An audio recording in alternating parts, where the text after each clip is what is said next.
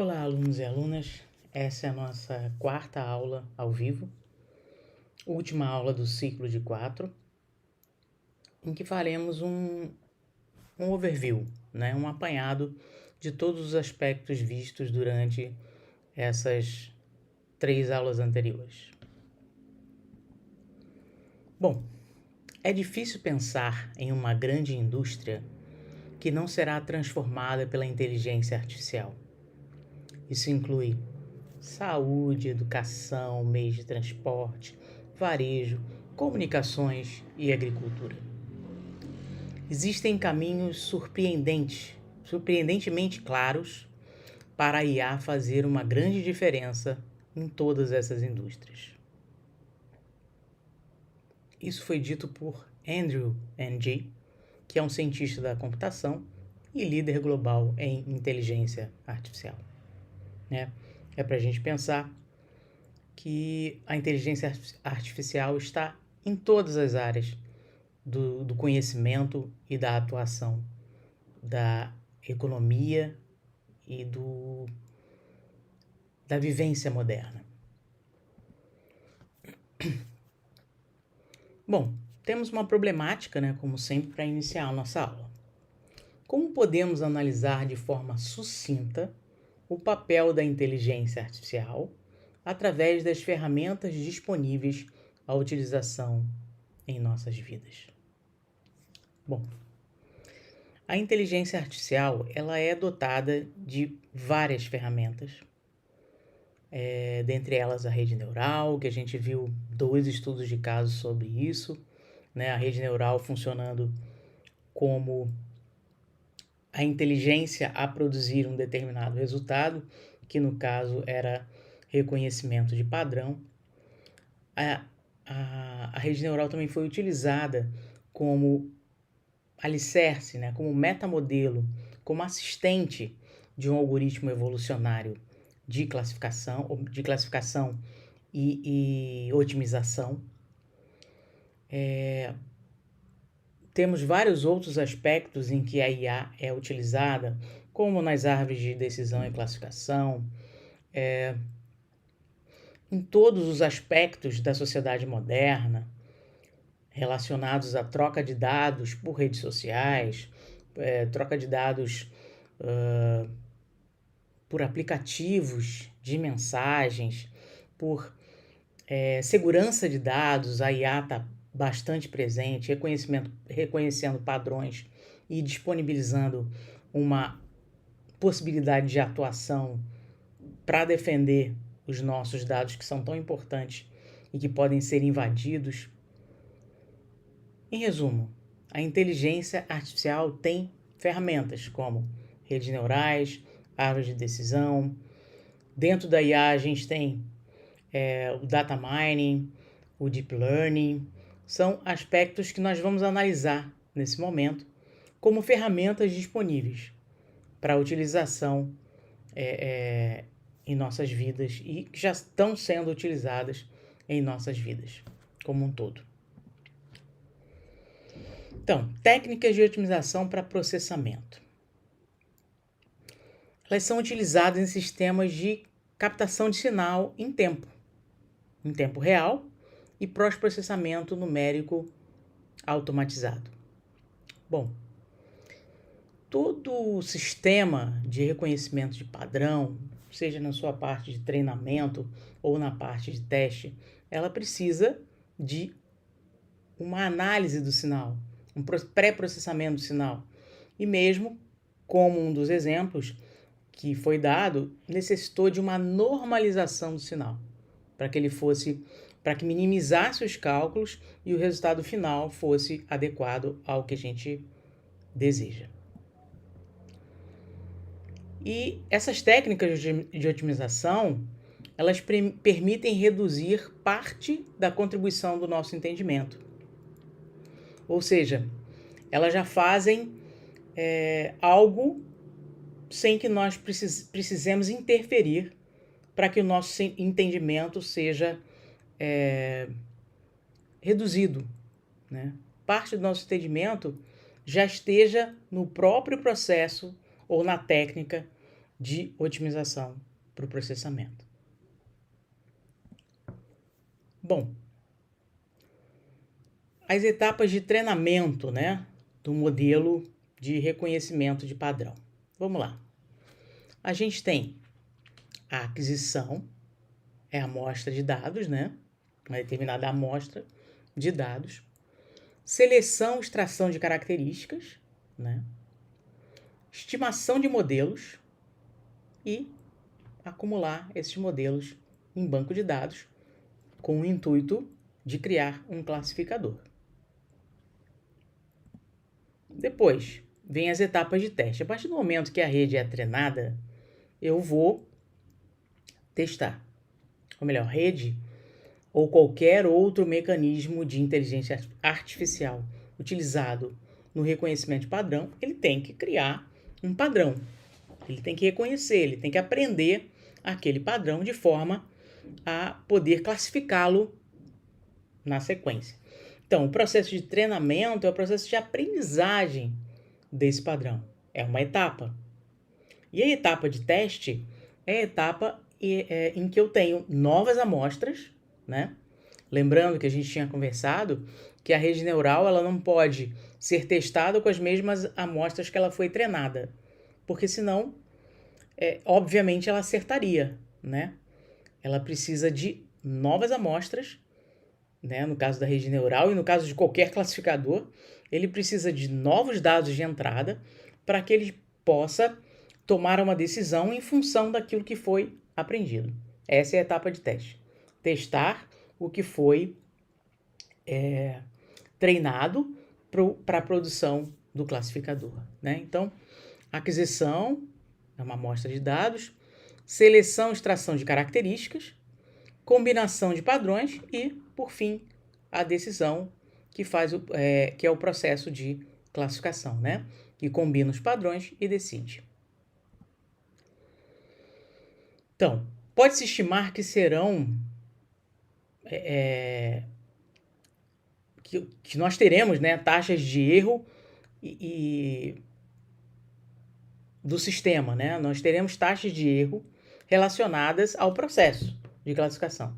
Porque o treinamento, por mais que ele tenha sido adequado, feito de maneira a que o sistema aprendesse realmente a reconhecer um determinado padrão, sempre existe uma taxa de erro agregada a esse processo. Na hora do teste, a gente vai verificar essas taxas de erro, né? De falsos positivos, falso negativo, verdadeiro positivo e verdadeiro negativo na hora da classificação. Bom, eu resolvi retornar esse exemplo aqui para que eu pudesse exemplificar, ou melhor, pontuar o funcionamento ou a estrutura de processamento da rede neural. Aqui a gente tem uma rede neural, já está no nosso material. Ela tem a camada de entrada, né, os neurônios de entrada, os neurônios da camada oculta e os neurônios da saída. Então, essa rede neural, ela foi treinada para identificar um padrão, ou para classificar um padrão, né? Como é que é esse processo de matemático, né, algorítmico da rede? Bom, nessa entrada aqui, onde eu tenho os neurônios de entrada, eu vou ter cada neurônio de entrada ligado a cada neurônio da camada intermediária ou oculta, né? Através de um peso. Então, esse neurônio aqui vai receber a contribuição desse, multiplicado cada um deles por um valor conhecido como peso sináptico. Esse peso sináptico é aleatório, né? A gente começa com ele, com valor aleatório, e vai minimizando o erro, ou a rede roda tantas vezes no aprendizado para identificar um grupamento de similaridade. Então, cada um dos neurônios vai agregar a todos os outros que estão na camada oculta. Esse daqui multiplica pelo peso sináptico, esse daqui multiplica pelo peso sináptico e vai para esse e para esse. Então, todos interagem com todos os neurônios dessa camada oculta, através de multiplicação. O mesmo acontece da camada oculta para a camada de saída, onde a gente tem a ativação, né, matemática também, ou por uma sigmoidal, por uma função logística, né, que pode ser uma sigmoidal, né, normalmente de 0 até 1, né, como a gente também tem no material, lá o exemplo da função sigmoidal, que é uma das funções mais efetivas de ativação no caso de uma rede neural, ok? Então, existe esse processo de multiplicação. Esse neurônio aqui também interage com esse e com esse. Esse da mesma maneira, por multiplicação de um parâmetro chamado de peso sináptico. E eles são iniciados aleatoriamente quando do início do treinamento da rede. Então, ela vai interagindo essa camada com essa através de multiplicação. E a soma do polarizador, do bias, né? E o momento também agregado ao processo, multiplicado pelo processo. Não sei se vocês lembram, mas vou lembrar vocês que eu falei que o momento, em algumas ocasiões, ele pode até ser dispensado ou ele atrapalha o treinamento, como foi o caso da rede neural artificial MLP com algoritmo complexo, em que a presença do momento inviabilizava a finalização do treinamento da rede, tá? Bom, então essa é uma das redes que a gente já tinha colocado para vocês antes, identificando um padrão. Bom, isso aqui é um cachorro, foi classificado como um cachorro. Se eu colocasse essa foto aqui e ele jogasse cachorro, classificou errado. Ou seja, no processo de aprendizado houve um erro em que gerou uma classificação enganosa. Um outro exemplo seria o reconhecimento de caracteres, né? No caso aqui, esse caractere, ele vai reconhecendo em pequenos pedaços, né? E depois padrões maiores, e aí sim, caractere inteiro. Então vamos lá. Aqui a camada de entrada, as camadas ocultas e a camada de saída. Então, o 9 é o caractere a ser reconhecido nesse caso aqui. Recomeçando, né? O 9 foi colocado na entrada. Houve o processo de multiplicação. Ele é particionado em pedaços, né? Em padrões menores. Depois os padrões ficam um pouquinho maiores e até que a gente chega na classificação ou no reconhecimento do 9, né? Por multiplicação e soma, e aqui eu chego no número 9, como a gente vê aqui, ok? Então, esse é o processo de trabalho da rede neural. Eu tenho a camada de entrada, uma ou mais camadas intermediárias e a camada de saída que me classifica, reconhece um caractere, dá um positivo ou um negativo. Bom, em resumo, ela pode ser feita para emula uma função, por exemplo, eu entro com uma função senoidal, a rede aprende a função, né? Ela vai dividindo em pequenos padrões, aprende a função e coloca lá no final uma função senoidal. A rede neural também é utilizada para isso, para duplicar funções, né? Como eu falei para vocês, no caso, né, lá do metamodelo em que a rede neural era utilizada, ela foi utilizada para imitar a função objetivo, né? De forma que ela pudesse ficar menos pesada para os cálculos do algoritmo evolucionário no processo de otimização. Bom, aí a gente tem as aplicações em ambientes computacionais, né, que também estão intimamente ligados à IA. Então, esses dispositivos tecnológicos, né, que vivem em torno de nós, né, estão cada vez mais conectados à nossa vida. Hoje em dia é muito difícil a gente imaginar como viver sem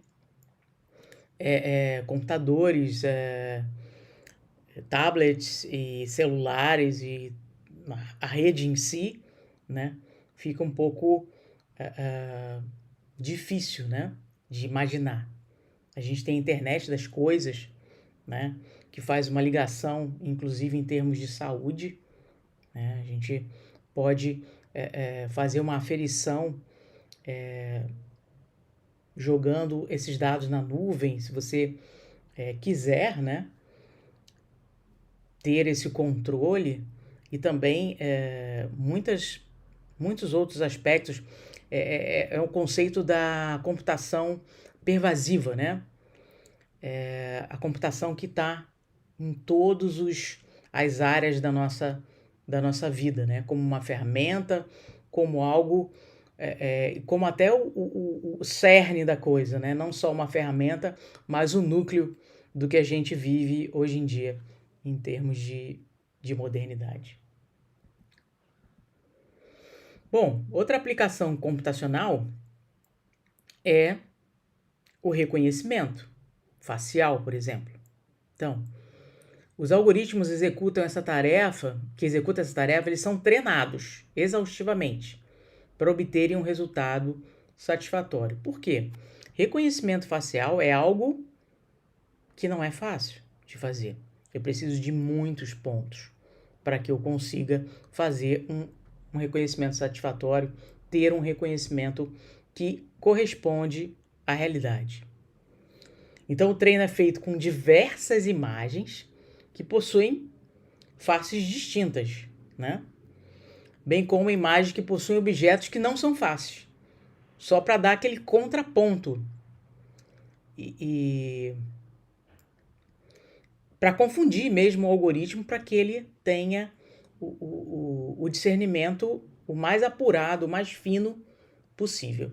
Então aqui a gente tem um algoritmo de reconhecimento facial em que ele reconhece que é uma pessoa, é um homem jovem, com relação à etnia é africana, ele é uma face humana,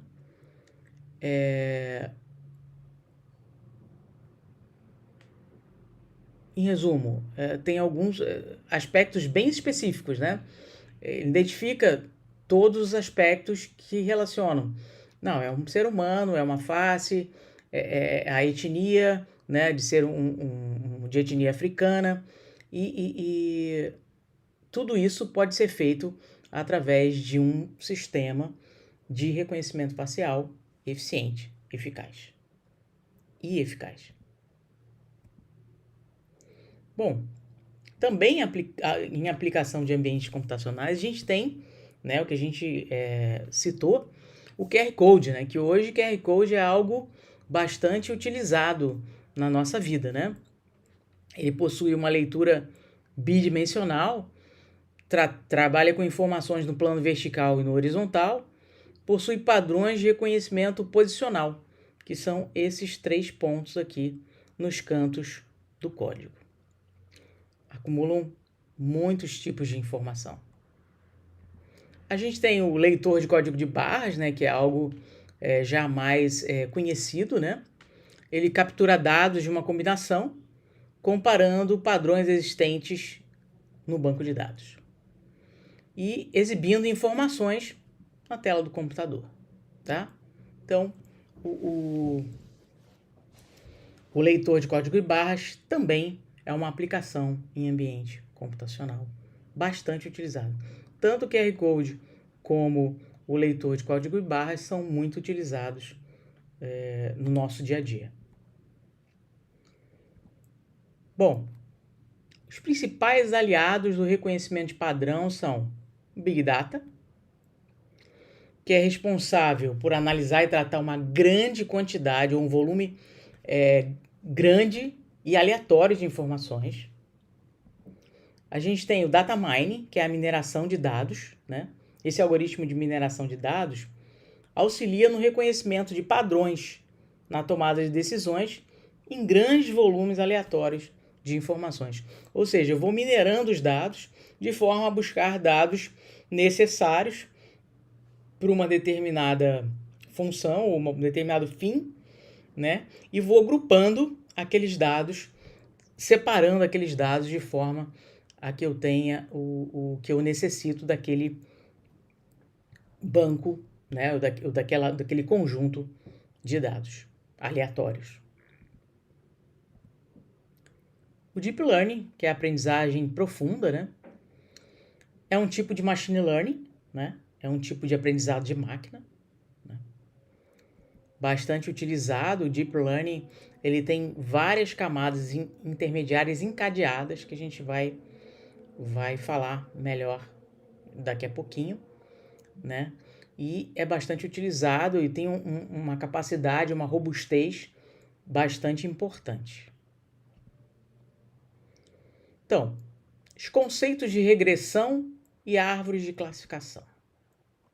Bom, a gente sabe que o computador é uma máquina que consegue armazenar históricos com dados organizados e, por meio de aprendizagem de máquina, apresenta saídas com informações praticamente exatas, tá? Se ele for bem alimentado com dados e um sistema computacional bem feito, ele consegue produzir informações praticamente exatas. Então, graças aos processos de regressão e decisão, os sistemas computacionais conseguem buscar dados precisos em sistemas robustos. Então, são os dois tipos. Esses conceitos de regressão e de decisão faz com que os sistemas computacionais busquem ou consigam buscar dados precisos em sistemas mais robustos. Então, a utilização do processo de regressão em problema do mundo real consiste na classificação dos dados, sejam eles categóricos ou contínuos, né? Categóricos pontuais ou mesmo contínuos. Bom, esses problemas envolvendo dados categóricos são comumente denominados de problemas de classificação, né? São dados pontuais, né? Enquanto que os dados contínuos são denominados problemas de regressão, tá? Então, dados contínuos, eu vou analisá-los por um processo de regressão, vendo o que mais se aproxima de um padrão, né? Um padrão ótimo.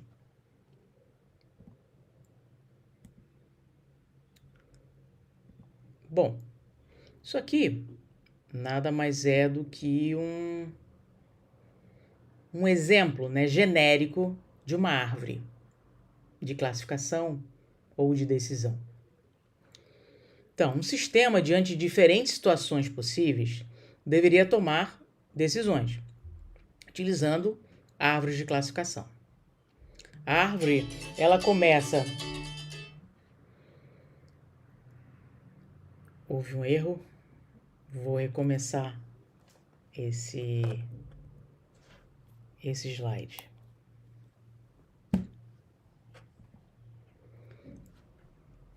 Conceitos de regressão e árvore de classificação. Esse é um modelo genérico de uma árvore de classificação ou de decisão. Então, um sistema, diante de diferentes situações possíveis, deveria tomar decisões utilizando as árvores de classificação. A árvore ela começa com uma proposição inicial. A partir dessa proposição, ela vai quebrando em várias possibilidades até chegar numa classificação ou numa decisão. Então, essas árvores são utilizadas para problemas de classificação. Também são chamadas árvores de decisão, como a gente viu. Então, eu tenho um start. Esse start vai se dividindo em várias proposições e no final eu tenho a classificação ou várias classificações relacionadas ao início.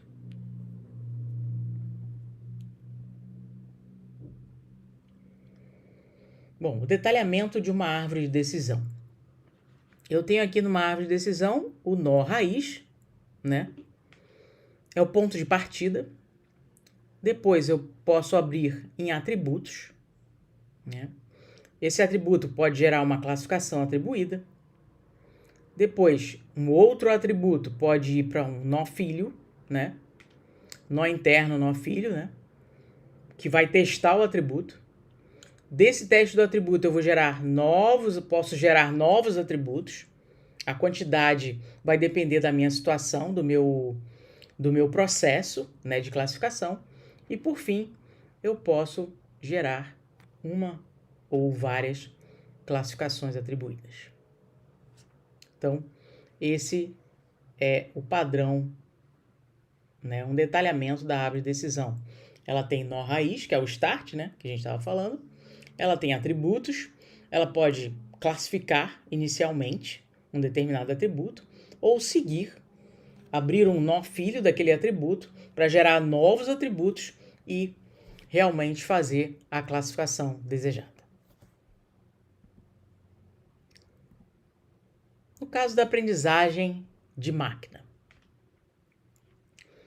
O processo de aprendizado expressa-se no treinamento de um algoritmo ou modelo, para que possa criar regras que relacionam os dados de entrada com os dados de saída, de forma a permitir tarefas, né, como classificação, previsão, agrupamento de dados de forma geral.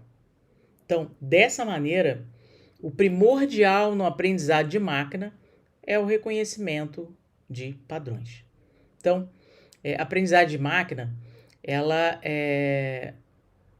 cria regras, né, para relacionar os dados de entrada para realizar tarefas como classificação, né, pura e simples, previsão, que seria um tipo de extrapolação, né, e agrupamento de dados, né, buscar um padrão de dados e gerar conjuntos grupados desse padrão.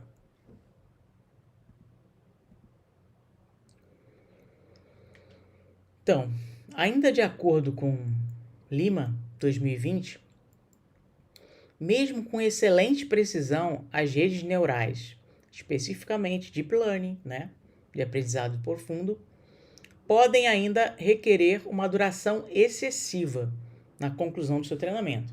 Vai depender do problema que está sendo colocado para a rede, né? Tecnicamente, em termos de inteligência artificial, quando uma nova vulnerabilidade for detectada, deve haver uma nova etapa de aprendizado ou treinamento das RNAs. Ou seja, eu treinei, né? A minha máquina aprendeu, né? E a partir do momento que ela aprendeu, ela gerou um padrão, uma classificação, né? Um processo de classificação ou uma possibilidade de classificar. A partir do momento que eu tenho uma vulnerabilidade no meu aprendizado de máquina, eu vou precisar treinar novamente. Ou uma nova etapa de aprendizado precisa ser feita para que eu tivesse ou melhor, para que eu tenha uma inteligência artificial ou um aprendizado de máquina que esteja dentro daquilo que eu quero que ele realize, ou classifique, ou preveja, tá? Bom, então, sobre o Deep Learning, a gente pode afirmar que a aprendizagem profunda é uma sub-área da aprendizagem de máquina, que investiga técnicas para simular o comportamento do cérebro humano em tarefas como reconhecimento visual, reconhecimento da fala e processamento de linguagem natural. Então, a aprendizagem profunda, ou Deep Learning, é uma sub-área da aprendizagem de máquina, né? Porque, na verdade, existe um aprendizado relacionado, né? Seja ele mais ou menos robusto, é um aprendizado relacionado e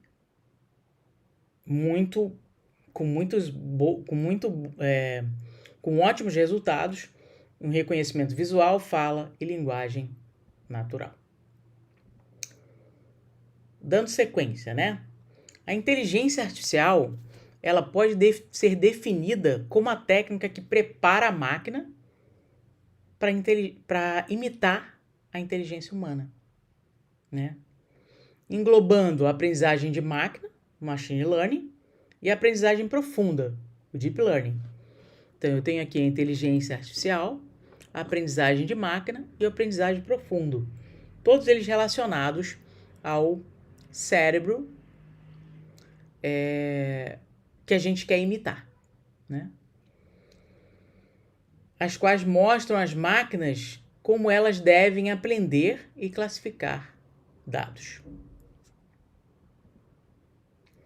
A principal diferença entre elas é que o aprendizado de máquina, o machine learning, normalmente trabalha de forma linear e o deep learning trabalha em camadas encadeadas de forma hierárquica, o que possibilita uma análise mais complexa e profunda, né?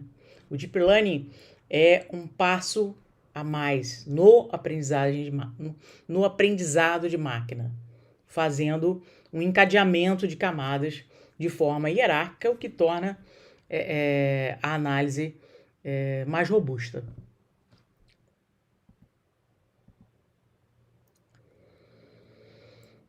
Bom, aqui tem um exemplo, né, que está relacionado à tendência, né, ao fluxo de drones, o altos fluxos. Engenheiros da Caltech, né, Instituto de Tecnologia da Califórnia, eles projetaram com sucesso um método para controlar o movimento de drones dentro daquilo que eles chamam de enxame. Lembra que eu comentei com vocês que existem algoritmos de otimização que trabalham com explosão de partículas, trabalham com enxame, né? Pode ser o movimento migratório dos pássaros ou abelhas, né? O movimento de um enxame, de partículas no caso. Então, eles projetaram um método para controlar o movimento de drones dentro dessa visão do enxame. Então, a equipe se utilizou da tecnologia do aprendizado de máquina e de dados para controlar o movimento por meio de espaços não mapeados. Porque o que acontece? Se tiver uma quantidade enorme de drones, né, voando, vai haver uma quantidade enorme de choques, né? Ou seja, tem que ter uma maneira de otimizar esse fluxo, né? No caso de drones, e assim como é otimizado um enxame, né? Eles não ficam se batendo, eles vão voar ou se movimentar de forma a não ocorrerem choques, mesmo em espaços não mapeados. Então, e essa pesquisa teve 2 desafios. O primeiro foi fazer com que os dispositivos voassem em um novo ambiente pela primeira vez e garantisse que eles não se chocassem. Bom, basta que eu faça ou construa uma estrutura de aprendizado, né, de forma que eles consigam fazer um mapeamento do ambiente, né, de forma a ver a melhor forma de se deslocar e a melhor estrutura de deslocamento, né? E o segundo desafio é em relação aos obstáculos que o cercam. Vários drones em um enxame, né? Porque o drone, ele não é um enxame vivo, ele é um enxame virtual, é um enxame eletrônico, né? Ele não funciona pensando, logo eu preciso inserir um aprendizado de máquina, uma inteligência artificial, de forma que ele consiga se deslocar sem se chocar com os outros, num ambiente desconhecido e num ambiente conhecido também, né? Porque eu posso ter vários drones no mesmo lugar, ele vai ter que, mesmo que o ambiente seja conhecido, ele tem que conseguir se deslocar sem choque. Bom, os comentários finais, né? A ciência responsável pelo reconhecimento de padrões é essencial na nossa vida pessoal e em ambientes profissionais. Não tem retorno, né?